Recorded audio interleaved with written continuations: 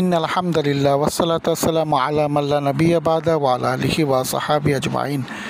আজকে আমরা আলোচনা করব সূরা মুরসালাত সম্পর্কে। এই সূরা মদিনায় অবতীর্ণ হয়েছে। এই সূরার নাম মুরসালাত এই কারণে রাখা হয়েছে যে এই সূরার প্রথম শব্দই হলো ওয়াল মুরসালাতে উরফা, অর্থাৎ শপথ কল্যাণস্বরূপ প্রেরিত অবিরাম বায়ুর, অর্থাৎ পূবালি সমীরণ বাতাস আল্লাহ তাআলার পক্ষ থেকে প্রবাহিত হয়, তাকে মুরসালাত বলা হয়। এই জন্য তার নাম মুরসালাত রাখা হয়েছে। কোরআন পাকের সূরার ধারাবাহিকতার ক্ষেত্রে ৭৭ নম্বর সূরা আর নাজিলের ধারাবাহিকতার ক্ষেত্রে ৩৩ নম্বর সূরা। এই সূরাতে আল্লাহ তাআলা হাদিসে আজমের আলোচনা করা হয়েছে, অর্থাৎ এমন হাদিসের কথা বলা হয়েছে যা সবচেয়ে বড় ও উঁচু, তা হলো কোরআনে কারিম। এজন্য শেষের আয়াতে বলা হয়েছে ফাবি আইয়ি হাদিসিম বা'দাহু ইউমিনুন।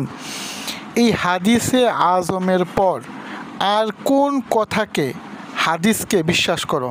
যেহেতু এই হাদিসে আজম হলো কোরআনে কারিম যা এসে গিয়েছে, অর্থাৎ ইলমি কোরআন যা কিতাবে লিপিবদ্ধ, আমলি কোরআন হলো রাসূলুল্লাহ সাল্লাল্লাহু আলাইহি সাল্লামের জাত।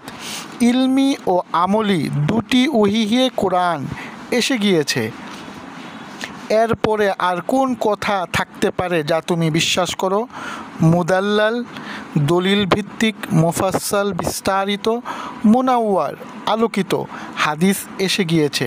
হাদিসে আজমের উপর কেন বিশ্বাস করো না? আর এখানে বলা হয়েছে ইন্নামা তুআদুনা লাওয়াকি', একটি ওয়াদা করা হয়েছে, সেই ওয়াদা পূর্ণ করা হবে। কিয়ামত হবে, কিয়ামতের দিন সকলকে উপস্থিত করা হবে। সেদিন আল্লাহর সামনে সকলকেই ভালো ও মন্দ কাজের জবাবদিহিতা করতে হবে। বিশ্বাস করো মৃত্যুর পর পুনরায় জীবিত করা হবে, আল্লাহর সামনে তোমাকে উপস্থিত হতে হবে, আর দুনিয়াতে তোমার যে আমল আছে তার উপর ভিত্তি করে তোমাকে জান্নাত অথবা জাহান্নামে পাঠানো হবে। যারা হাদিসে আজম অর্থাৎ কোরআনে কারিমের কথা, সংবাদকে মানে নাই, আখিরাতে তাদেরকে পাকড়াও করা হবে, তারা অপমানিত ও লাঞ্ছিত হবে। এজন্যই বলা হয়েছে ফাবি আইয়ি হাদিসিম বা'দাহু ইউমিনুন।